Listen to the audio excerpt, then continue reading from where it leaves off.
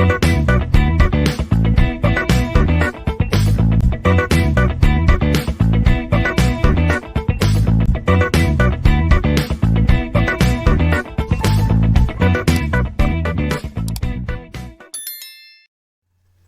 students. In the previous session, we already discussed regarding FCSAN security architecture as well as basic SAN security mechanisms. In the present session, we'll discuss about NAS, Kerberos, network layer firewalls topics. NAS. NAS is open to multiple exploits including viruses, worms, and as well as unauthorized access along with data tampering.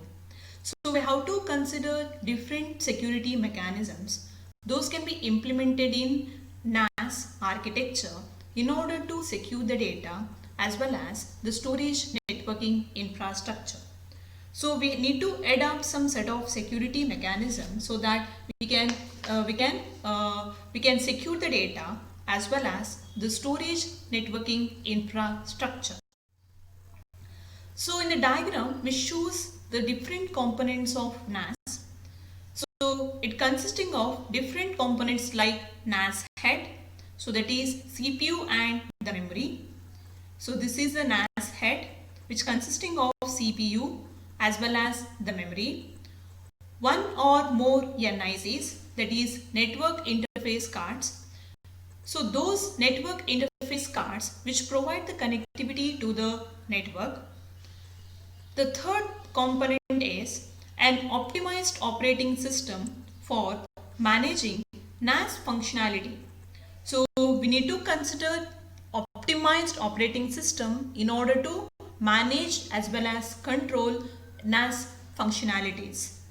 And we can use two set of protocols like network file system, that is NFS, and common internet file system protocol CIFS. So that means NFS and CIFS protocols for file sharing. So the last component is industry standard storage protocols to connect and manage the physical disk resources such as ATA, SCSI or YPC.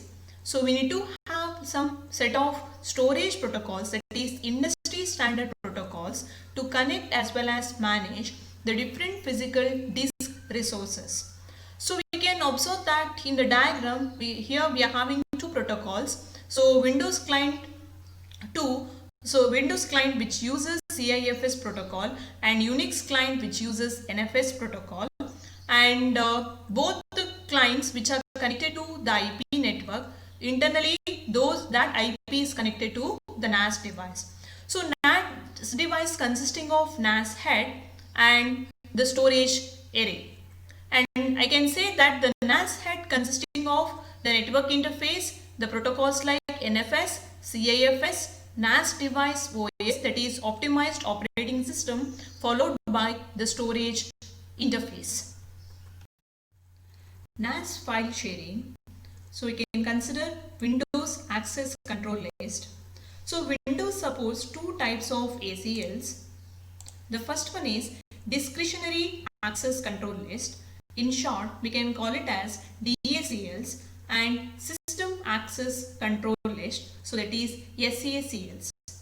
So DACL, which is commonly referred to as the ACL, that is access control list itself, that determines the access control. So discretionary access control list, in short I can call it as ACL, that means access control itself. So the second one is system access control list, that is SACL, which determines what accesses need to be audited if auditing is enabled.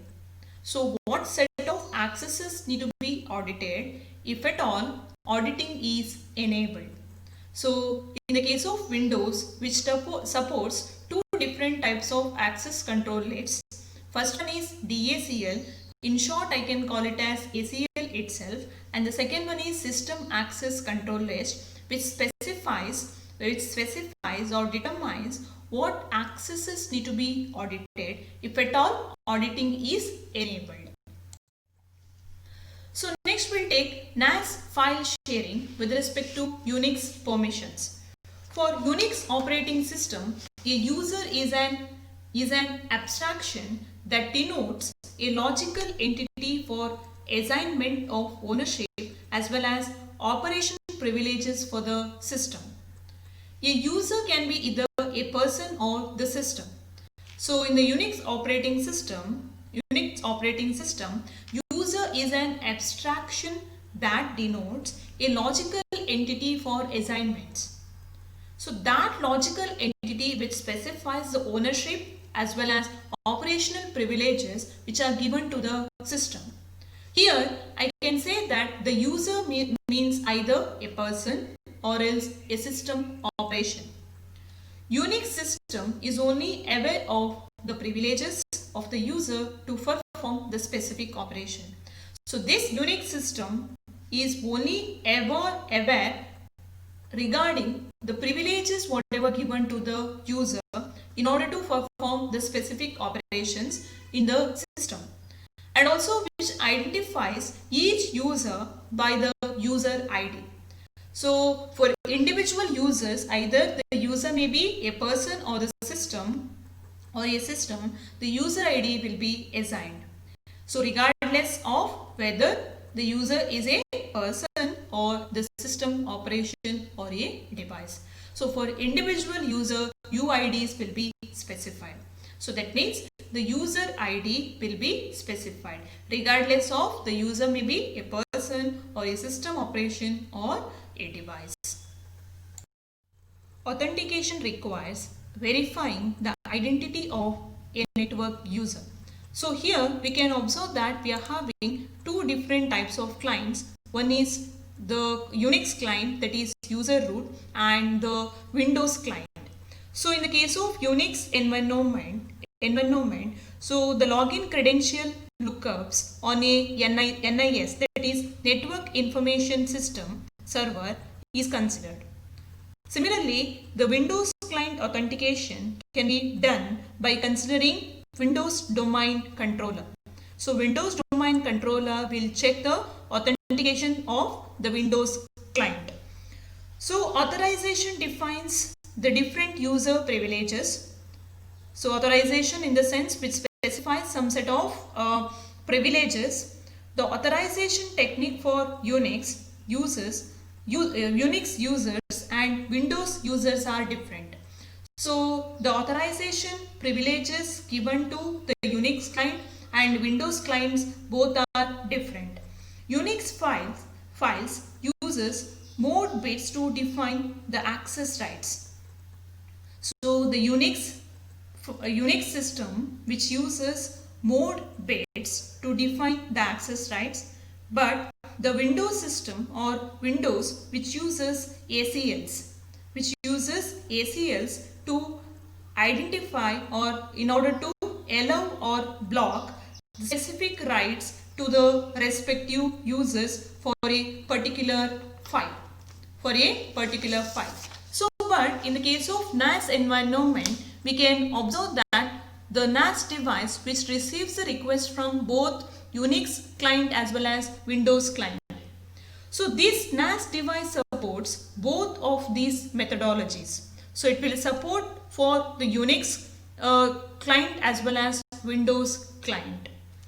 So the complexity arises when the Unix and Windows users are trying to access the same data. But the NAS device will support both Unix as well as Windows client. But what is the complexity arises here is whenever the Unix as well as Windows client try to access as well as share the same data. If the NAS device supports multiple protocols, the integrity of both permission methodologies must be maintained. So here suppose it uses multiple protocols.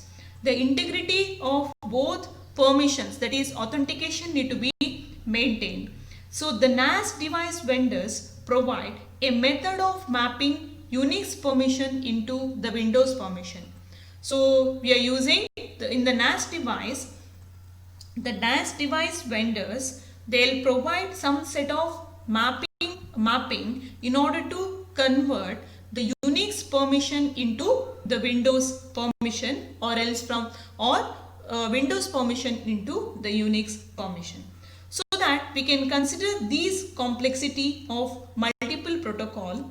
So which supports, that is the NAS device supports the different solutions. So that means it will map from Unix commands into Windows, or Windows into the Windows credentials into the Unix credentials. So at the same time, validate the domain controller and NIS server connectivity as well as bandwidth.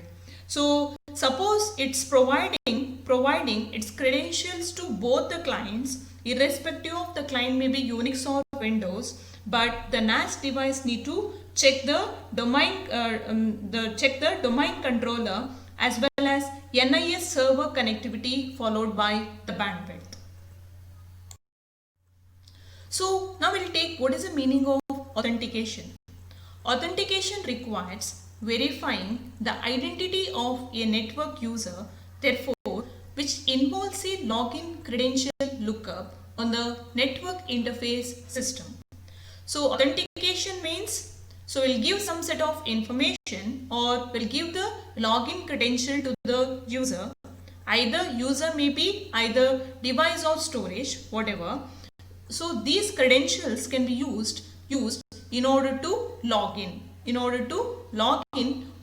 the login credential lookup on a network information system on the Unix environment, within the Unix environment. Similarly, authorization, which defines the user privileges within the network. So the authorization techniques for Unix user and Windows users are quite different. So as I mentioned before, the credentials given or privileges given to the Unix users as well as Windows users are quite different. So next we'll take Kerberos. So Kerberos is a network authentication protocol which is designed to provide strong authentication for client-server application by using secret key cryptography. So the Kerberos is a network authentication protocol. So it is a network authentication protocol which is designed to provide the communication between client and server using secret key cryptography. It uses cryptography so that a client and server can prove their identity to each other in an insecure network connection. So the cryptography, that is secret key cryptography, whatever we are using, so which is used in order to get the identification between the client as well as the server in an insecure network connection. So after the client and server have proven their identities, once these identities are exchanged, they can choose to encrypt all their communications to ensure privacy and data integrity. So in the Kerberos or network authentication protocol, we can maintain privacy as well as data integrity of the data, since we are considering secret key cryptography. So in the case of Kerberos, the authentication occurs between client and server. So before performing any communication or exchange of data between client and the server, so we have to go through the authentication steps. So authentication need to be considered between client and the server. Initially, client gets a key for a service, and the server decrypts this key using its secret key. So what happens? The client initially gets a key for its service. So that means it wants some data from the server. So now, and the server decrypt server will decrypt the same key using its secret key. Using the secret key, server can decrypt. So client will encrypt the key and the server will decrypt the same key using the secret key.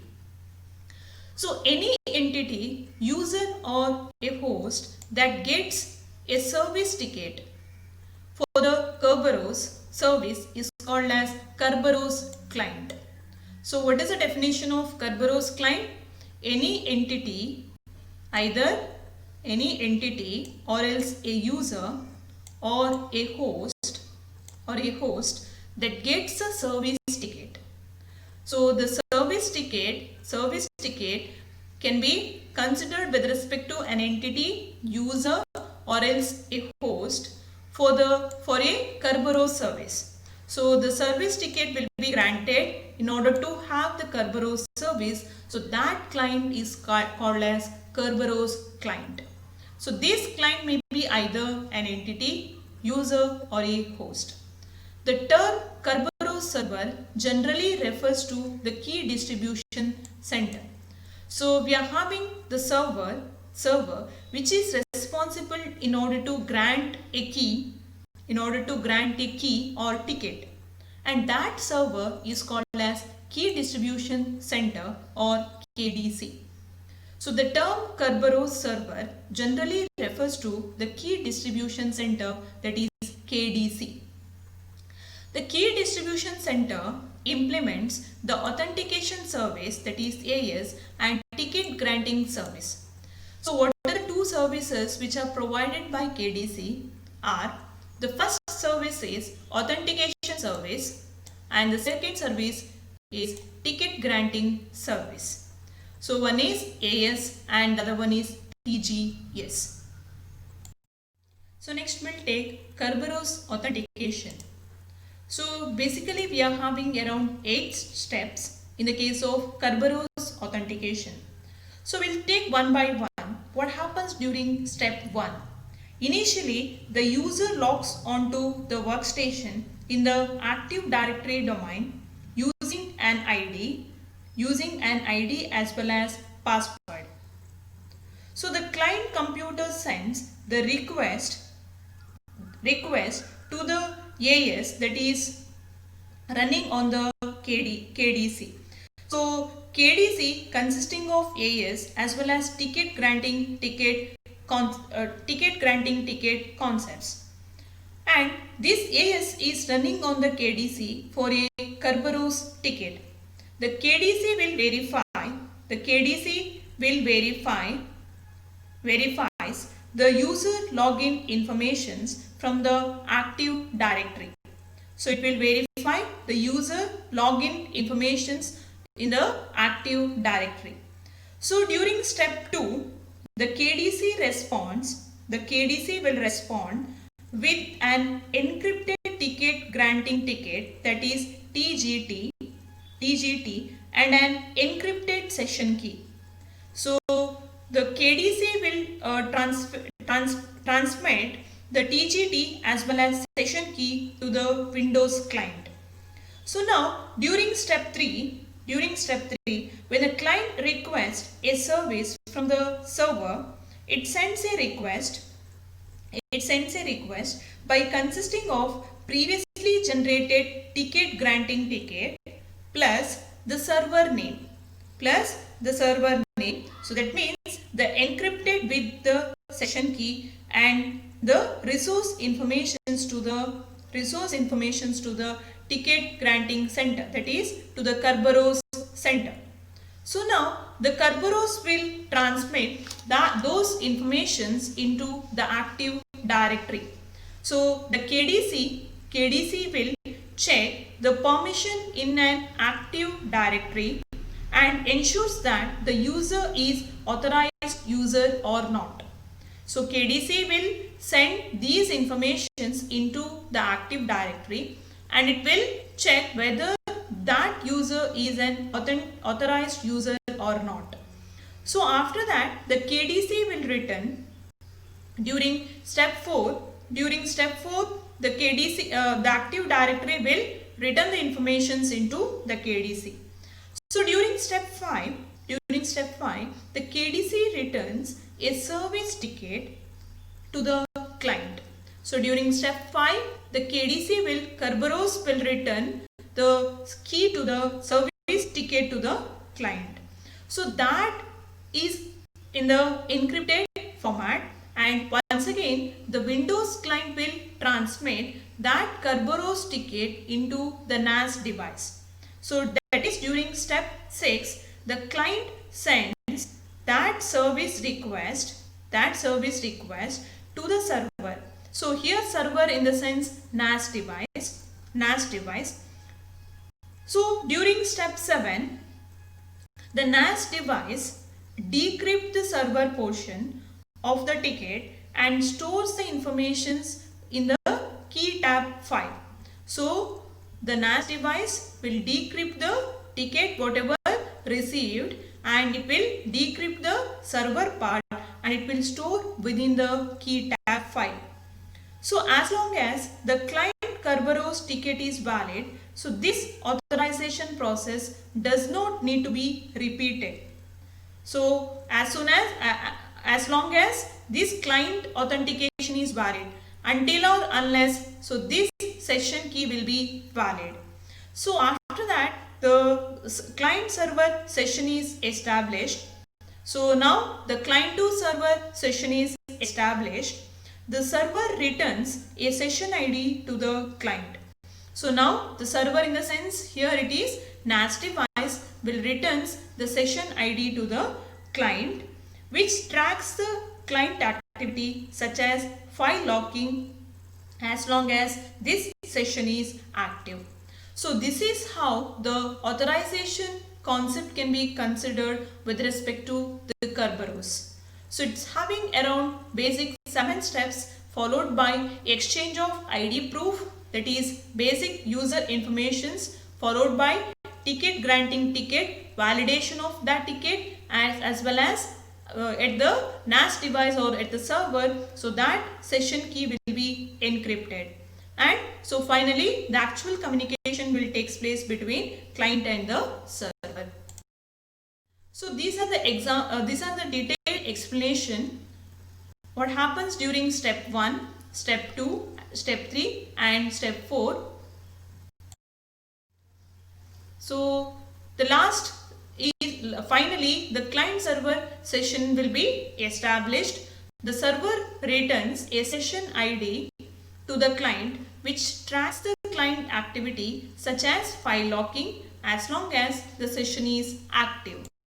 So the network layer for firewalls. So in the diagram we can observe that there is one demilitarized zone, so that is called as DMZ.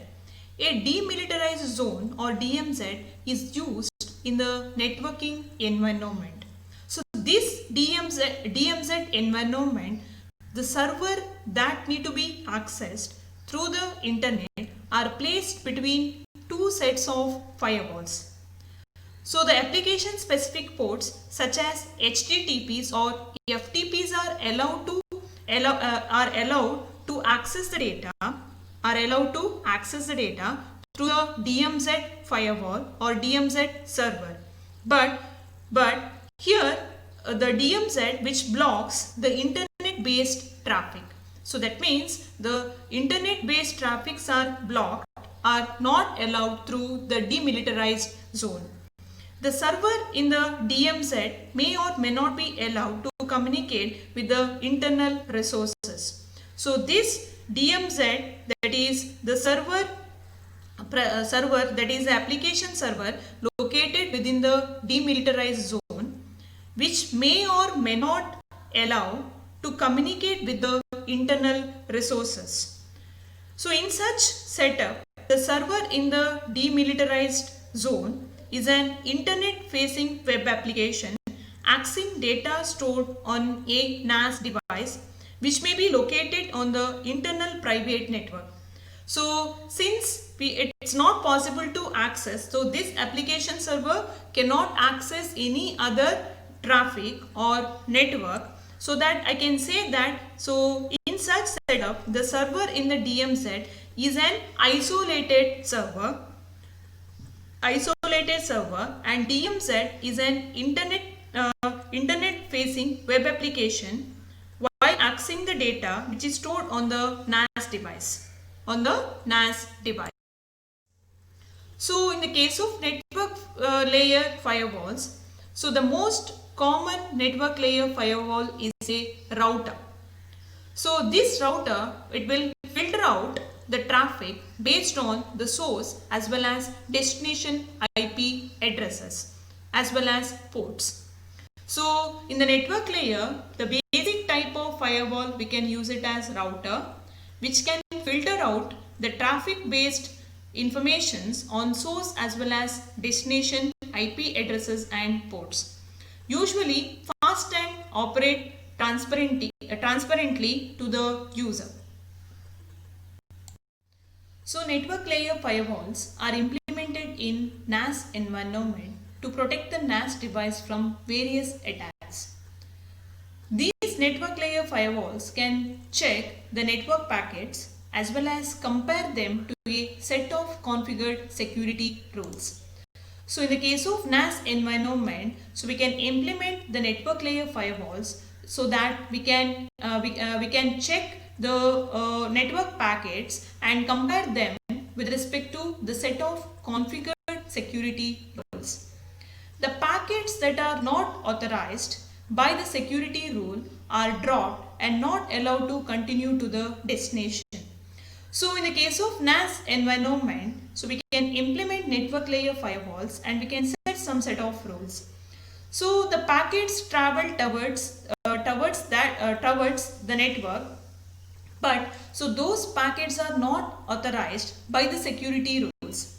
So if those packets are not following the security rules or authorized by the security rules, such set of packets can be dropped and those packets are not allowed to move towards the destination. So rules can be established based on the source address, a destination address, a port, or a combination of those factors, that is source IP, destination IP and port number. While establishing the rules or authorization rules, so we can establish the rules depending upon the source address, source in the sense either network or host, a destination address, network or host once again, or by considering a port informations or combination of these factors. So that means the source IP, destination IP as well as port numbers. The effectiveness of a firewall depends upon how robust and extensive the security rules are. So we can also define rule set can increase the probability of security breach. So while setting or while defining set of rules in the case of NAS environment, so we have to consider all the combinations or all the parameters so that we can provide better security with respect to the data.